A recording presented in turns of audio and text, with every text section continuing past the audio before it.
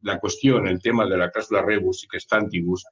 es un tema muy importante y lo que realmente nos tenemos que plantear es la oportunidad de conveniencia que tiene esta cláusula en la actualidad, que ya la tenía anteriormente, pero que la actualidad, desgraciadamente, de esta pandemia y de la consecuencia económica, de crisis económica que ha comportado, pues nos está poniendo, digamos, en una clara evidencia.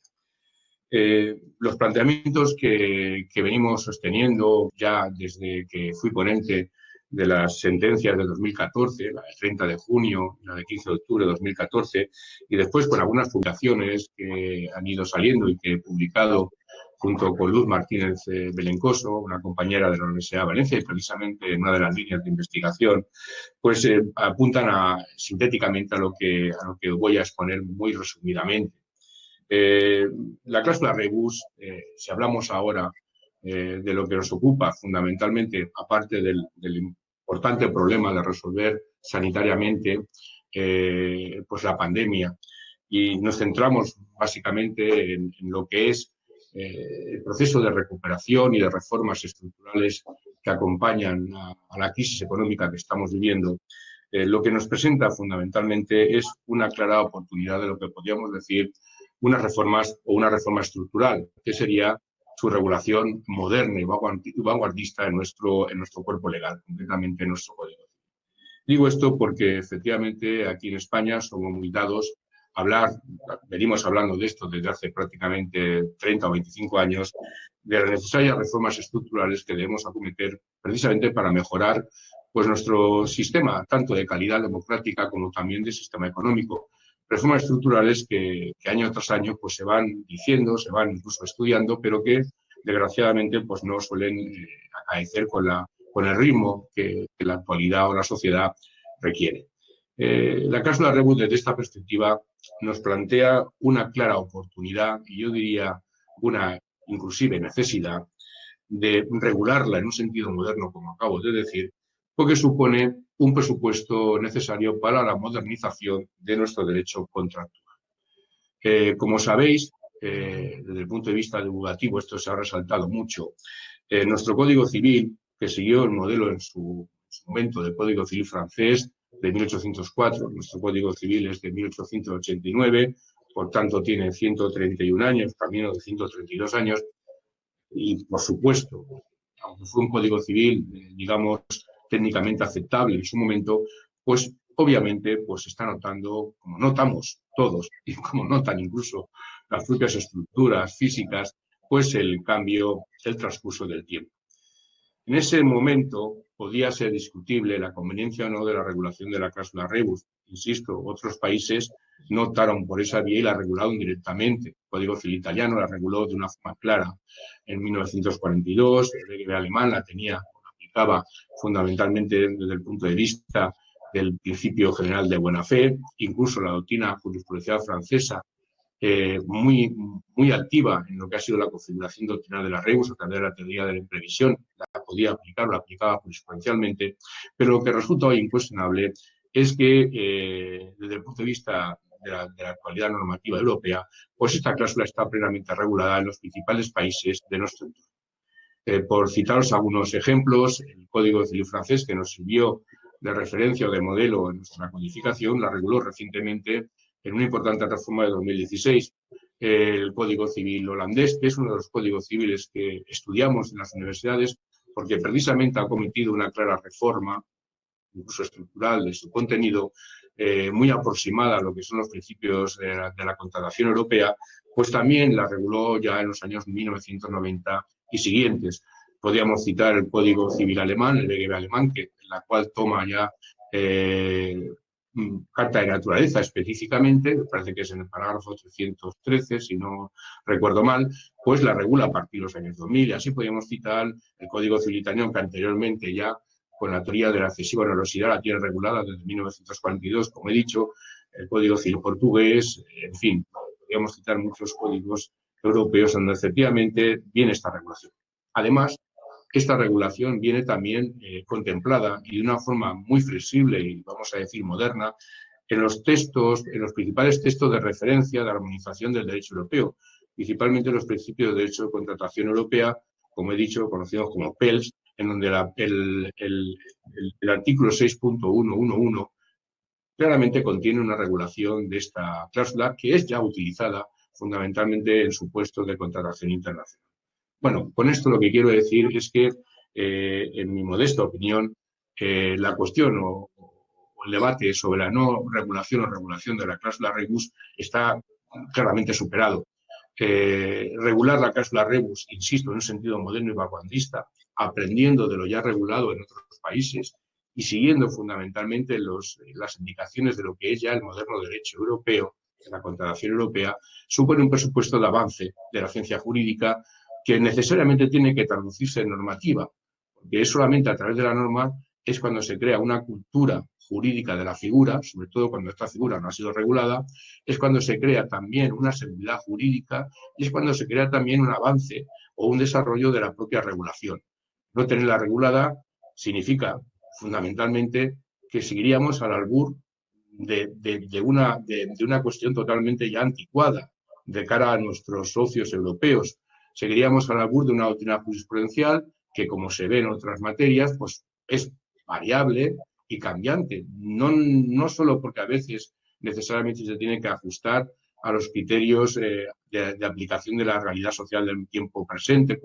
como dispone y ordena el artículo 3 del Código Civil, sino que muchas veces porque cambian también el propio concepto, valoración, digamos, conceptual de una figura, máxime cuando ésta no tiene los parámetros de regulación. Por tanto, entiendo modestamente que esto ya no es la cuestión o no debería ser la cuestión. Así parece ser que lo ha entendido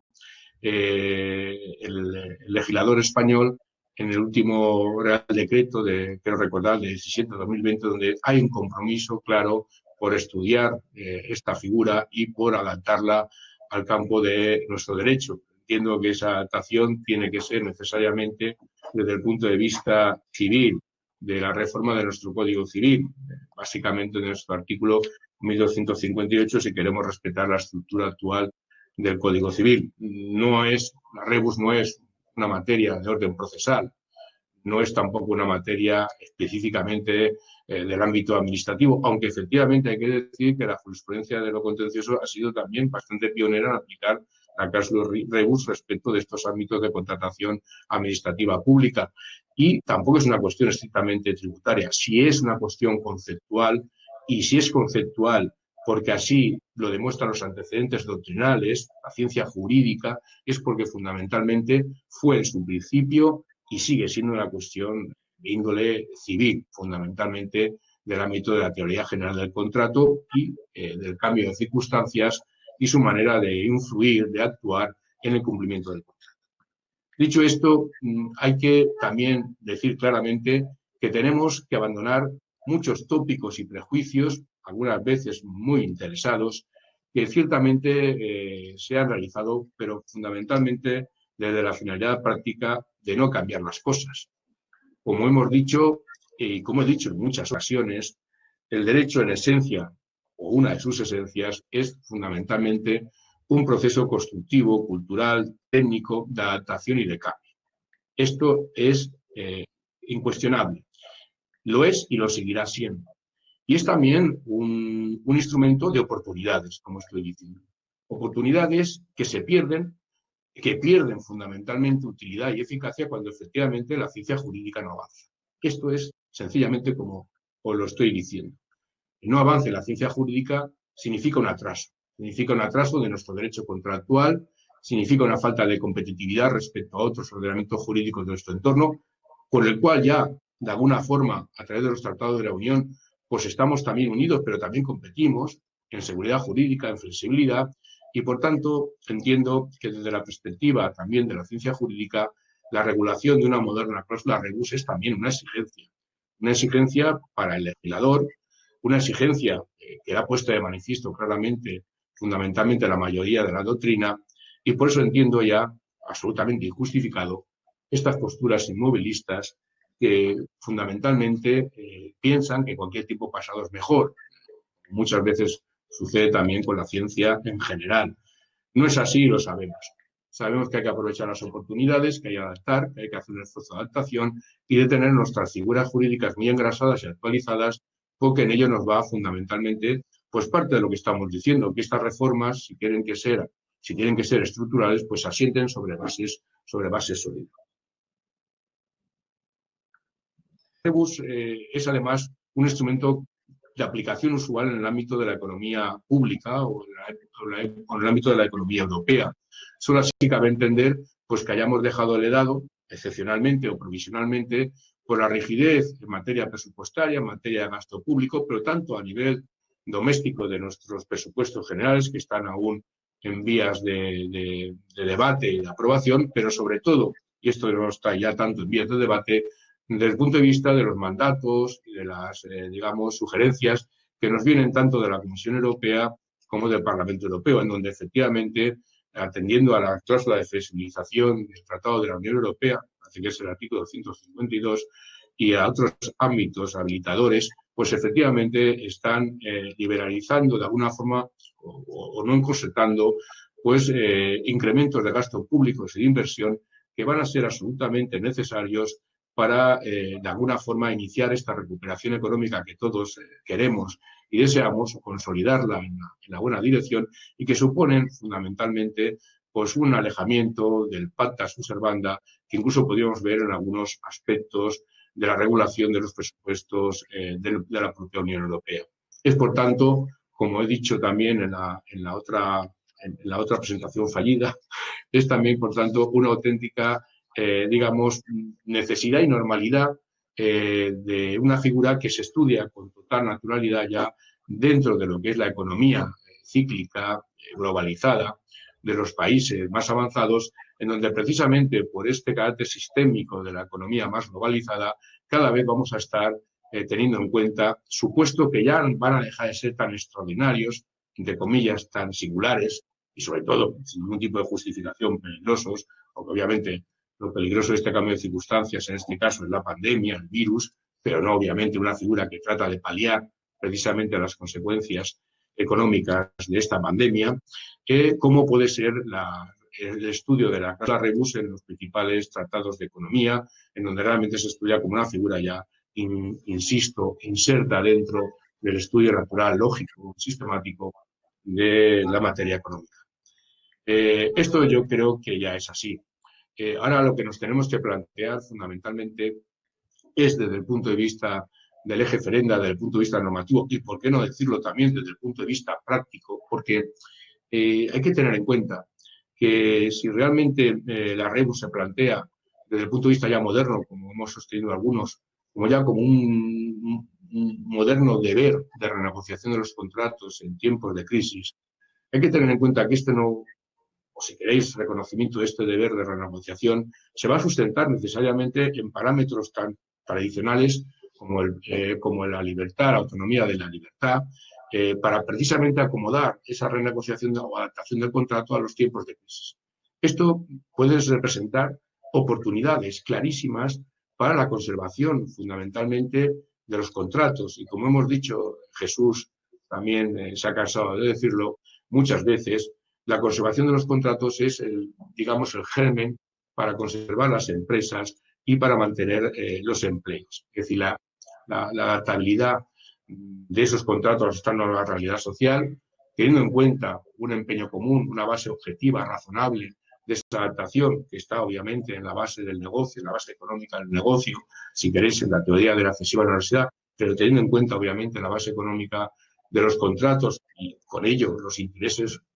comunes que hay entre propietario, arrendatario, entre las partes que realmente se ven afectadas por esta incidencia del cambio de circunstancias, va a suponer realmente la posibilidad, incluso aunque no tengamos una reforma o aunque la reforma tarde en llegar, va a suponer la oportunidad realmente de realizar auténticos protocolos que yo llamaría ya protocolos de rebus desde el punto de vista de adaptar esta figura, aprovechar al máximo esta figura precisamente en aras a la conservación de los contratos, en aras al mantenimiento de las empresas y en aras también, por qué no decirlo, mantenimiento de los empleos. Desde el punto de vista de esos parámetros modernos que están en la base culturalmente, porque es que, fijaros bien, lo que comporta en sí mismo negar la evidencia de que estamos ante una figura contractual importantísima en tiempos de crisis, que no es contraria al principio de pacta sunt servanda, como se ha venido diciendo por algunos sectores, no es contraria, es decir, es plenamente compatible, porque la rebus no impone o no persigue fundamentalmente la destrucción de lo pactado, el abandono absoluto de lo pactado, una modificación grosera fundamentalmente del acuerdo alcanzado por las partes, sino que persigue sencillamente su readaptación a un ámbito de circunstancias cambiante que afecta a la base del negocio y, por tanto, que tiene como objetivo último esa conservación, fundamentalmente no tanto a la resolución del contrato, sino a la conservación. Pues realmente, si atendemos a todo esto, estamos atendiendo a toda una evolución cultural, jurídica, que tiene detrás de sí esta figura y que empezó en Francia muy prontamente, que continuó en Alemania y que continuó en Italia. Es decir, aspectos, cuerpos, cultura que ha formado también una cierta cultura europea de la teoría de los contratos y que culmina en la actualidad con los principales textos de armonización, especialmente con el texto de armonización de los principios de derecho contractual europeo, que como también había dicho en el precepto o artículo 6.111, ya contempla la posible utilización de una, digamos, cláusula rebus en estos parámetros que estamos fijando y que nosotros, al menos los defensores, los que entendemos que el derecho es también una ciencia de oportunidades, de cambio y de adaptación, queremos también para nuestro derecho una cláusula rebus basada en un deber de renegociación, obviamente no contrario al mantenimiento del pacta sunt servanda, cuando realmente vuelva a la normalidad de la realidad económica que estuvo presente al momento de la contratación, vuelva a esa recuperación, por tanto provisional, con la inclusión ya de un moderno deber de renegociación que ya en el Código Civil francés ya asoma, también en el EB alemán, aquí lo podríamos reconocer de una forma más rotunda porque es realmente un eslabón modernizador de esta rebus, con el contexto claro de estas nuevas directrices de orden público económico que ya estamos aplicando tanto en la macroeconomía como en la economía de los contratos, con un objetivo claro de razonabilidad, de objetividad, que es la base del negocio desde el punto de vista para ponderar precisamente ese contexto de renegociación y, por supuesto, mirando a la conservación del contrato y en los casos límites donde realmente esto no fuera posible, pues en una resolución del contrato, pero sin costes añadidos para las partes que no ven, por la inviabilidad misma, por la crudeza de la crisis, etcétera, no tienen ya una oportunidad de seguir alentando su actividad económica. La cláusula rebus, desde esta perspectiva moderna, es, como se ha dicho en algunos foros, una auténtica pieza que ayuda, que complementa todo el conjunto de medidas, de ayudas públicas que puede y que debe realizar o deben realizar los poderes públicos según su competencia, tanto a nivel europeo, tanto a nivel nacional como a nivel autonómico, si es posible hacerlo, pero que está en el eje mismo del entendimiento, de la filosofía, de la función de este tipo de ayudas, que es fundamentalmente salvaguardar la mayor parte del tejido empresarial que podamos tener como referentes, porque si la recuperación económica queremos que sea de alguna forma pues, rápida, sólida, es imprescindible que tengamos por referente aquellos mecanismos que van a tratar de paliar precisamente, de salvar la mayor parte posible de este tejido empresarial. Insisto, la cláusula rebus, vista desde el punto de vista que lo estoy realizando, desde el punto de vista europeo, desde el punto de vista incluso público, desde el punto de vista de lo que es el avance de la competencia jurídica, es una figura de primera magnitud.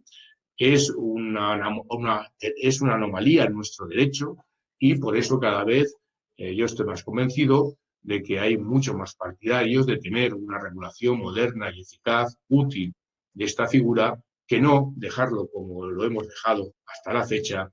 con independencia de las crisis económicas, porque claro, la cuestión era cuántas crisis económicas tenemos que seguir sufriendo para llegar al convencimiento de lo obvio.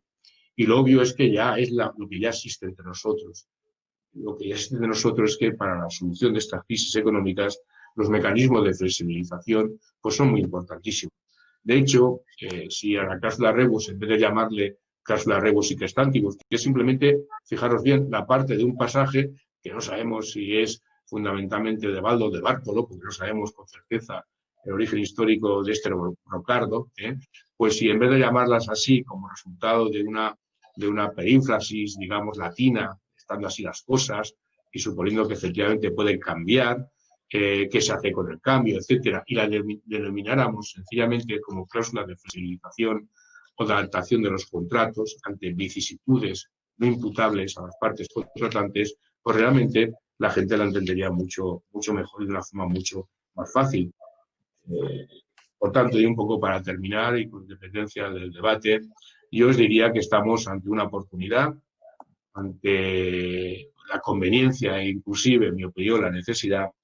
de modernizar nuestro derecho contractual con la cláusula rebus y, entre tanto, pues utilizarla, si no hay más remedio, fundamentalmente como mecanismo de renegociación y, si no hay más remedio, como mecanismo de aplicación, digamos, o de interposición judicial, pero siempre con parámetros modernos, decididos y en la línea un poco de lo que la doctrina más avanzada pues viene reclamando. Muchas gracias. Muchas gracias, mi querido amigo y catedrático de Derecho Civil, gran jurista y al que tengo y profeso una gran amistad y me precio de poder compartir con él trabajos, estudios jurídicos. La verdad es que es todo un honor. Lo cierto es que, como venimos sosteniendo el profesor Javier Orduña y yo, la aplicación de la cláusula rebus está basada esencialmente en el mantenimiento de los contratos, la renegociación de los contratos para mantener los contratos, evitando, en la medida de lo posible, la resolución contractual, que esa es la esencia. Y si mantienes los contratos, mantienes sin ninguna duda los puestos de trabajo. Venimos diciendo en todas las intervenciones, incluso en la presentación de una propuesta legislativa que preparó el señor Orduña, tanto en el Congreso como en el propio del Congreso de los Diputados, como a los representantes políticos del Parlamento de Cataluña, de que la cláusula rebus en realidad es un certificado de vida, a diferencia del concurso de acreedores, que siempre es un certificado de defunción, desgraciadamente. Y nosotros, como abogados, hemos de intentar por todos los medios acudir a esa figura jurídica para renegociar contratos desde la vertiente de la defensa que llevemos de cualquiera de las dos partes, cuando la parte más perjudicada en una crisis económica es la que más se acogerá a esta cláusula, pero sobre todo para renegociar y mantener los contratos. Y desgraciadamente no salió adelante con el Real Decreto de Ley del 16-2020, la regulación de la cláusula rebus. A punto estuvo, la disposición séptima al final ha dado un plazo de 3 meses. Esperemos que se regule pronto. Me consta que a nivel ministerial se está estudiando muchísimo la cuestión, están muy interesados y me consta que en Cataluña también están interesados. Desgraciadamente, por razones de peleas políticas, quedó al final cercenada la introducción de esa regulación a través del artículo 611.1 del Código Civil catalán. Pero vayamos con las herramientas que tenemos. Para los que estéis en Navarra, y me consta que está conectado mi buen amigo Jorge Iribarren, en Navarra tienen, como siempre, los navarros tienen mucha suerte. No sé si es por el nombre de la Blanca de Navarra o por qué será, pero ellos ya lo tienen regulado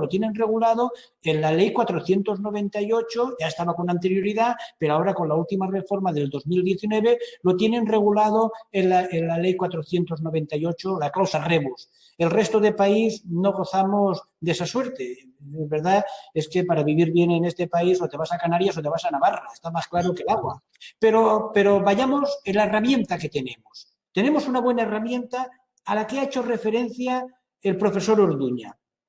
Se ha referido al artículo 6.111 de los principios de derecho europeo de los contratos, que regula el cambio de circunstancias. Y para eso tenemos una sentencia de la Sala Primera del Tribunal Supremo. Esperemos que no cambie el criterio, Javier, porque últimamente los criterios van cambiando mucho. Pero tenemos una sentencia de 17 de diciembre del 2008, la podéis encontrar en ROG 7033 del 2008, en donde nos dice la Sala Primera: utilizando estos efectos, como ya ha ocurrido en otras sentencias de esta sala, hace referencia a otras sentencias anteriores que omito en aras a resumir, el origen común de las reglas contenidas en el texto de los principios de derecho europeo de los contratos permite utilizarlos como texto interpretativo de las normas vigentes en esta materia en nuestro Código Civil. Por lo tanto, lo tenemos muy sencillo. Nos vamos al artículo 6, 111 de los principios europeos de los derechos de los contratos, que regula el cambio de circunstancias, y conforme a la sentencia que os comento de 17 de diciembre del 2008 de la Sala Primera del Tribunal Supremo, podemos interpretar de una forma extensiva el artículo 1258 del Código Civil y amparar nuestras solicitudes en base a esta sentencia de la Sala Primera del Tribunal Supremo mientras no se regule. No sé por qué, el otro día se lo comentaba en una conferencia a un catedrático de Derecho Civil. No lo entiendo, pero los mismos que durante años se han venido oponiendo al control de transparencia son los mismos que se vienen oponiendo a la cláusula rebus. En este país es como en Galicia. Meigas, no sé si las hay o no, pero que fluctúan nebulosamente está más claro que el agua. No hay manera que se regule. Todo el mundo dice que es una cláusula muy peligrosa. Será peligrosa para sus intereses, pero de peligrosa no que veo que peligrosa puede ser una cláusula que te permite la renegociación de los contratos, el mantenimiento de los contratos y, sobre todo, el mantenimiento de los puestos de trabajo en una situación de crisis económica que deriva de una desgracia, de una pandemia. ¿No va el legislador a solventar de una vez una herramienta, un instrumento jurídico para que las partes puedan aliviar en la medida de lo posible esta situación económica? Todo ello compatible, sin ninguna duda, con las medidas de choque que tengan que regularse y que deben de hacerse atendiendo a todas estas medidas sanitarias que la COVID está imponiendo y que el legislador se ve obligado a ir impulsando. Es perfectamente compatible. También os tengo que decir que hoy la revista VLES, me lo acaban de confirmar, va a hacer ya pública una demanda, un modelo de demanda rebus, un modelo de demanda que preparé gracias a la ayuda inestimable del profesor Javier Orduña, de mi compañera y buena amiga Cristina Cristina Vallejo, es por lo de las meigas que me ha traicionado el subconsciente. Cristina Vallejo y también toda la parte de medidas cautelares por el catedrático de Derecho Procesal y gran amigo Vicente Pérez Daudí. Esa demanda la ha adaptado para poderla publicar en la revista VLEX, también mi gran amiga Paz Cano, a quien muchos de vosotros conocéis, de una gran generosidad siempre facilitándonos modelos, y la revista VLEX lo va, por expresa solicitud nuestra, lo va a dar en abierto para que tengáis un modelo de demanda con medidas cautelares para poder utilizar. Y va a formar parte ese modelo de demanda adaptado a una monografía coordinada por el profesor Vicente Pérez Daudí, en la que van a intervenir expertos en la materia y entre ellos el propio Javier Orduña, que será editada durante el mes de diciembre. Estamos ya en la fase final, todos los ponentes han estado trabajando incansablemente para poderla tener a tiempo y ya prácticamente están ultimados los trabajos. ¿Verdad, Vicente, si me estás escuchando? Pues bien, la cláusula rebus, como os decía, ¿qué es lo que nos permite renegociar? Hemos de intentar por todos los medios llegar a acuerdos, hemos de evitar la judicialización, pero también es cierto que si hemos de acudir a un procedimiento judicial, debemos de preconstituir muy bien todas esas pruebas que acrediten la posibilidad y la voluntad de querer renegociar. Ojo, la cláusula rebus no es un instrumento para incumplir los contratos y no es un instrumento para los pícaros, sino que se trata realmente de una situación derivada de una grave crisis económica que hace inviable, imposible, de forma provisional y temporal el cumplimiento de los contratos conforme a las bases económicas de cuando se firmó. Por lo tanto, lo que hace es reajustar esas bases económicas al momento de la crisis en la que nos encontramos y una vez superada la crisis, volver de nuevo a las bases económicas por las que se formalizó el contrato, que es la esencia del pacta sunt servanda. Está íntimamente ligado la cláusula rebus al pacta sunt servanda. No son incompatibles, porque la esencia de la cláusula rebus, repito, como ha dicho muy bien el profesor Orduña, es mantener los contratos en base a ese pacta sunt servanda, pero revisando, atendiendo a esa situación de crisis en la que nos vemos abocados, porque si no lleva a un concurso de acreedores o al incumplimiento contractual o a la resolución contractual. Cualquiera de las vías al fracaso de ese contrato, que es aplicable a cualquier tipo de contratación, como muy bien regula el artículo 498 de la Ley Foral Navarra. Pues bien, hemos de preconstituir bien las pruebas en vía extrajudicial para luego poder introducir esas fuentes de prueba en el procedimiento judicial, articulando adecuadamente nuestra demanda. Y sobre todo, tener muy presente que en función del tipo de procedimiento en el que nos encontremos, en la mayor parte de esos procedimientos, un informe pericial es esencial y fundamental. Un informe pericial que analice la situación económica del caso concreto respecto de las bases económicas que sirvieron para formalizar ese contrato. Respecto de las medidas cautelares, dependerá de caso a caso en concreto. Yo, desgraciadamente, en mi primera demanda, el juzgado me inadmitió las medidas cautelares. Aún sigo sin entender cómo me las inadmitió, pero es que manda narices. También os tengo que advertir que en ese modelo de demanda las medidas cautelares fueron inadmitidas. Más que nada para que las tengáis claras, que no me hago responsable de nada. Pero es que también tengo muy mala suerte, porque ese modelo se ha utilizado luego para otros pleitos que sí que han sido admitidas las medidas cautelares. Mira que hay jueces en Barcelona y me tuvo que tocar a una juez que me inadmitió las medidas cautelares.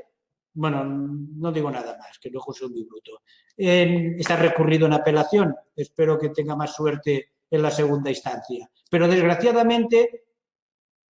nuestros clientes tienen el negocio cerrado en esta segunda ola de la pandemia como consecuencia de las medidas sanitarias adoptadas, y yo creo que acertadamente, por la Generalitat de Cataluña. En Cataluña también es cierto que el Gobierno ha resuelto un decreto ley, ahora ya convalidado por el Parlamento de Cataluña, el 34-2020, el número de ley no lo sé ahora exactamente, en el que se prevé que para el caso de cierre de los negocios, en los arrendamientos de locales de negocio, está destinada esencialmente para bares y restaurantes, se repartirá ese desequilibrio en un 50% entre arrendador y arrendatario. El resto de parámetros realmente poco sirven para poder llegar a acuerdos entre las partes, pero desde luego sí que es una medida insuficiente para mí, pero una medida de choque necesaria, el prever rápidamente ex lege una situación de revisión de la renta cuando te encuentras abocado con el cierre y, por lo tanto, la imposibilidad material de tener ingresos. No quiero extenderme, es un breve resumen y quedamos para responder a vuestras preguntas. Gracias. Hola. Bueno, para aquellos que no me hayan visto, mi nombre es José Manuel Baldayo, soy compañero y soy el responsable de formación del Colegio de Abogados de Sevilla. Bueno, pues de momento no hay preguntas, pero sí yo tendría alguna reflexión, ¿no? Jesús ha apuntado antes a tan complicado era legislar la rebus. Yo también lo estuve viendo cuando existían los principios UNIDROIT, que están totalmente regulados, o por lo menos se puede basar con ciertos ajustes, evidentemente. No sé si tanto Jesús como Javier Orduña nos puede hablar sobre si esa sería, digamos, la modificación ideal que necesitaría nuestro código. La que provenga de los principios UNIDROIT, que recordemos que es del año 94, que no es de hace 3 días. Contesta el Javier. Sí, bueno, luego si quieres, bueno, tú también obviamente pues dices lo que quieras, pero vamos, en mi opinión ese es un poco, digamos, el marco general de reflexión que nos tendríamos que hacer. Como bien has dicho, esto no es de hace 2 días, es de 1994. Además, son principios que han sido estudiados básicamente también en las universidades, es decir, y también son aplicados, es decir, porque ya hay muchos contratos contratos internacionales importantes que realmente pues se están basando también en clausulado, en la aplicación de estos principios, sencillamente porque también es verdad que obedecen a una cierta, vamos a decir, conformación de la cultura jurídica europea y del avance de esa cultura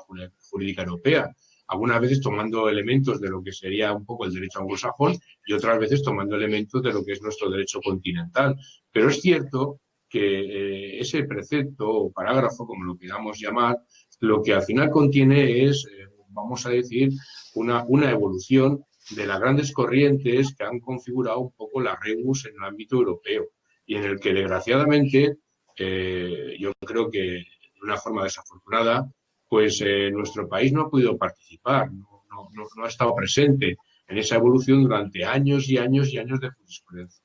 Por tanto, es cierto que con relación a ese marco de reflexión, de referencia, pues realmente hemos tenido y tenemos un atraso notable. Si nosotros nos fijamos en la rebus únicamente que conocemos, que es la rebus, insisto, aparte de la doctrinal, en la rebus, digamos, jurisprudencial, pues yo simplemente digo que miremos la jurisprudencia y realmente hay que esperar hasta el 2014, en donde realmente, pues, 2 ponencias que fueron mías, pues realmente se trata de cambiar un poco el planteamiento, la perspectiva, el alcance de estas figuras. Se trata básicamente de normalizarlas. Bien, pues yo creo que precisamente son, por decirlo de alguna forma, tópicos y planteamientos espurios lo que han hecho posible que esta cuestión se retrase aquí muchísimo tiempo, pero que son planteamientos que obedecen, o bien, en el mejor de los sentidos, a un desconocimiento ya de la propia realidad social y económica europea, o realmente a planteamientos inmovilistas, que yo creo que a esta altura de lo que es la ciencia jurídica, manifestada también, como ha dicho muy bien Jesús, con estos textos. Jesús ha citado la sentencia de 18 de diciembre de 2008, pero hay otras posteriores en las cuales no se cambia esta doctrina, y que ya son criterios también de interpretación. Por tanto, hombre, pues vamos a tener en cuenta estos criterios y en la medida que no haya una regulación vamos a seguir estas tendencias que realmente son, digamos, actualizadoras de esta figura. Sería un contrasentido, un absurdo ir hacia atrás, como se va en algunas materias. Es decir, al fin y al cabo, las consecuencias las vamos a pagar nosotros, las va a pagar nuestro tejido empresarial y la vamos a pagar en pérdidas de oportunidad. Yo solamente, por puntualizar la cuestión política, durante la tramitación parlamentaria de convalidación del Real Decreto Ley 16/2020, una parte importante de partidos políticos, lo sabe muy bien Javier Orduña porque nos entrevistamos online con varios representantes de partidos políticos. Podría deciros que la mayor parte de los representantes de los partidos políticos en el Congreso de los Diputados, incluido el PSOE inicialmente, que lo veía con muy buenos ojos, eran partidarios. Es más, presentaron enmiendas recogiendo la propuesta de reforma del artículo 1258 del Código Civil que había preparado el profesor Javier Orduña. Curiosamente, cosas que nunca entenderé, el Partido Socialista y el Partido Popular, cogiditos de la mano, no vetaron que saliera adelante esa propuesta legislativa y el resto del arco parlamentario, en su mayor parte, estaba a favor. Esa es la realidad. Me consta que ahora están trabajando intensamente para ver si se regula. Creo que fue un error histórico. Creo que a mí me hubiera encantado que pudiéramos hoy en día hablar de la cláusula Sánchez Castejón, del presidente del gobierno, porque al final lo que haces es no tener visión de futuro y perder momentos históricos. Cuando un presidente del gobierno ve que realmente hay una necesidad imperiosa que puede ayudar al interés general, ha de coger el toro por los cuernos como estoy en Sevilla, ahí sí que puedo decir el toro por los cuernos. En Cataluña me cuesta más, como sabéis. Aquí hablar de los toros es muy peligroso. Las cornadas se pagan muy caras aquí. Y entonces, aquí en Sevilla lo puedo decir con toda la tranquilidad del mundo. Si yo fuera el presidente del gobierno, cogería el toro por los cuernos, regularía la cláusula rebus porque afecta al interés general y pasaría a la historia como la ley Sánchez-Castejón. La verdad sería un momento histórico que podríamos aplaudir todos los juristas con muchísimo agrado. En Cataluña a punto hemos estado, a punto ha estado de regularse, el gobierno de la Generalitat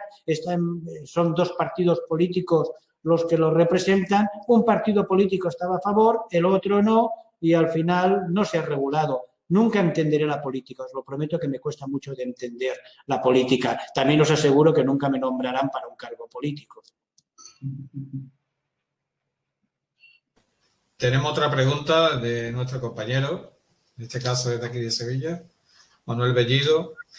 ¿Es necesario regular la rebus en un artículo específico del Código Civil? Dentro de la pregunta hay otra. ¿La regulación expresa en el Código Civil va a evitar las discrepancias entre los juzgados? Se siente mucho que Javier Orduña no siga en el Tribunal Supremo. No lo dice. Eso lo sentimos todos. Todos. Bueno, pues, hombre, pues muy agradecido por el sentimiento que me ha dedicado. Bueno, yo pues, en fin, pues yo a veces también entiendo que la jurisprudencia pues puede ser cambiante como lo es por naturaleza. Lo que es menos comprensible es que dé pasos hacia atrás. Eso también lo digo con claridad. De pasos hacia atrás no me parece lo más conveniente para el país. En cualquier caso, yo sí que creo que efectivamente, como he dicho al principio, la rebus tiene que estar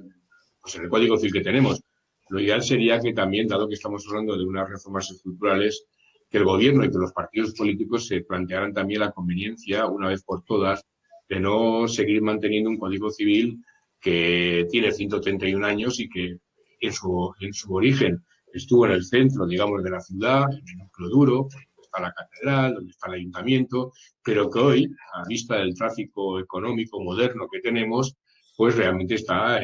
extramuros, está realmente fuera de lo que es las líneas, los circuitos básicos de entendimiento de la actividad económica. Eso sería también una solución, digamos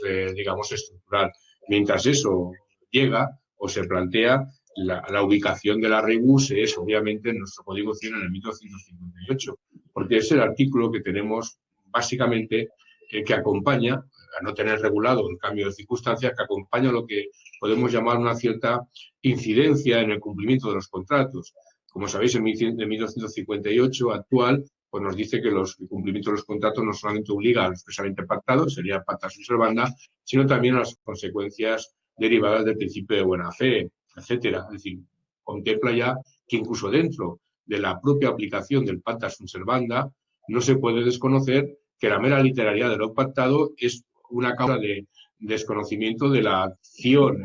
justificadora del principio de buena fe. Por tanto, es de especial aplicación este principio cuando hablamos ahora desde el punto de vista de la integración contractual o del fenómeno de integración contractual, básicamente referido a lagunas que pueda tener la reglamentación. Pero es en este ámbito de integración contractual, de modificación, donde tendría sentido